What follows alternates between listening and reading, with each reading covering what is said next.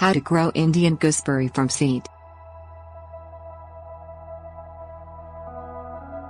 Indian gooseberry Phyllanthus emblica, formerly Emblica officinalis, is a graceful, medium to tall tree with feathery leaves, hardy in U.S. Department of Agriculture plant hardiness zones 10 and 11.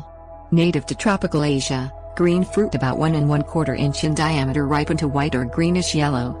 Inconspicuous male and female flowers appear on the same tree in summer, with fruit ripening in the winter and early spring. 6 seeds occur in a somewhat six-sided stone in the middle of the fruit. Harvesting seeds. Seeds usually come from overripe fruits that have been dried so the stone comes out more readily. To prevent the seeds entering dormancy, as dormant seeds have a low germination rate, harvest seeds soon after the fruits become overripe or dried.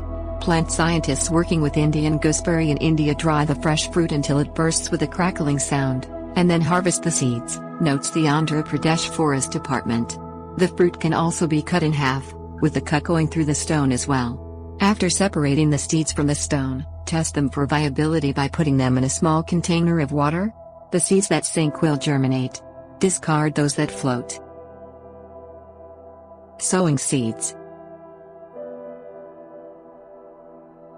Plant seeds immediately after harvesting. Sow 1/2 inch deep in 4 inch wide pots filled within 1/2 inch of the top edge with a well-draining potting soil mix. Place the seed container in bright, indirect light in a warm location between 80 and 90 degrees Fahrenheit. Water the potting mix well and keep it slightly moist until germination occurs, generally in 24 to 50 days from sowing. Growing seedlings. Don't allow the seedlings to become root-bound. Unpot a seedling to see that roots extend to the sides of the 4-inch pot but aren't yet curling around the sides and base of the pot. Transplant the young trees into 10-inch wide pots, and grow them until they have a stem diameter of about 1/4 inch, which may take 4 months. In frost-free areas, grow the transplanted seedlings outdoors in partial sunlight. When they reach the desired stem size, over the course of about a month, work the trees into progressively greater sunlight until they're in full sun. Then plant them into the ground. In frost-free areas, set them out at any time. In areas that experience cold winters, keep the seedlings as container plants, transplanting them into larger containers with drainage holes as they grow. This allows moving the tree indoors in colder weather. Soil, and spacing. Plant Indian gooseberry in full sun. This tree tolerates a wide variety of well-draining soil types, from sandy loam to clay, and prefers a soil pH of 5.5 to 8.0. Before planting, dig in about a 2-inch deep layer of a combination of well-aged manure and compost.